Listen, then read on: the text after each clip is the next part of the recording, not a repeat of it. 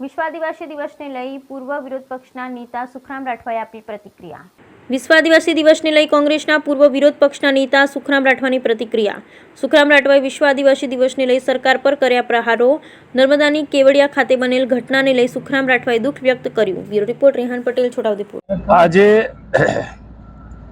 9 August યુનો દ્વારા ઘોષિત વિશ્વ આદિવાસીની ઉજવણી ठेर ठेर गुजरात राज्य में, मध्य प्रदेश में, राजस्थान में, महाराष्ट्र में ज्या ज्या आदिवासी वसे छे त्यां थई रही है। अने अमारो आ आदिवासी राठ विस्तार जे पोतानी संस्कृति जतन करे छे, प्रकृतिनु पूजन करे छे, एवा आदिवासीओ आज भेगा थईने छोटाउदेपुर, तेजगढ़, पाईजेतपुर, बोडेली, कमाट, मोगरा, नसवाड़ी विविध स्थलोए आदिवासी दिवस की उजवणी थई रही है।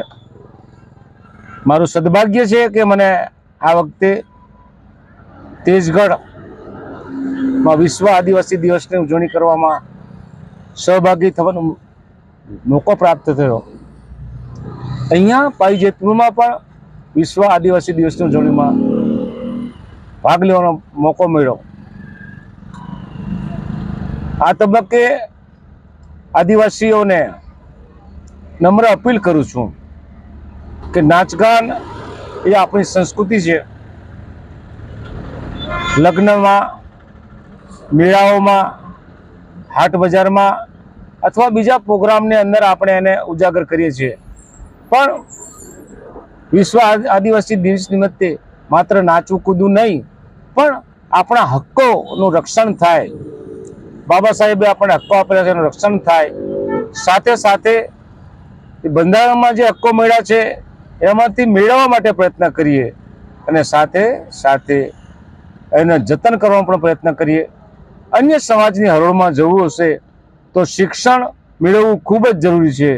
શિક્ષણની સ્થાપનાઓ થાય, સમાજ દ્વારા પણ શિક્ષણની સ્થાપના થાય અને આદિવાસીઓને એમાંથી આગળ વધવાનો તક મળે એવી મારી આજે શુભકામના છે। નર્મદા વિશે શું કહેશો? નર્મદામાં જે બનાવ બન્યો, આજે વિશ્વ આદિવાસી દિવસની ત્યાં ઉજવણી નથી થઈ રહી છે, બંધનું એલાન છે, શું કહેશો આ બાબતે?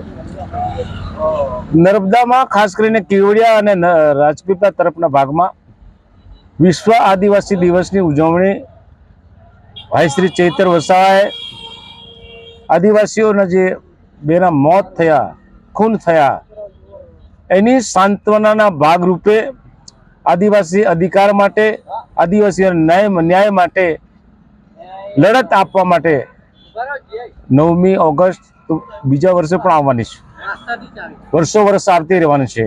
पण आ आदिवासीओनो जे प्रसंग छे, मयत पछीनो जे प्रसंग छे एने जे न्याय आपवानी वात छे ए वारे घड़ी नथी आववानी अने એટલા માટે ચૈત્રભાઈ જે નિર્ણય લીધો છે વ્યાજબી છે। હું પણ ચૈતરભાઈની જે વાત છે, એની જે માંગ છે એની સાથે છું। ટૂંકમાં 1-2 દિવસમાં હું પણ ત્યાં જેને નુકસાન થયું છે એવા આદિવાસી પરિવારની મુલાકાત લેવાનો છે। હકીકત મેળવવાનું છું કે કોના પાપે કોના ભાગે કયા કારણોસર આ 2 યુવાનોના મોત થયા અને દોષિતોને દંડ મળે ત્યાં સુધી અમે ચૈતરભાઈને ભેગા થઈને લડત લડવાના।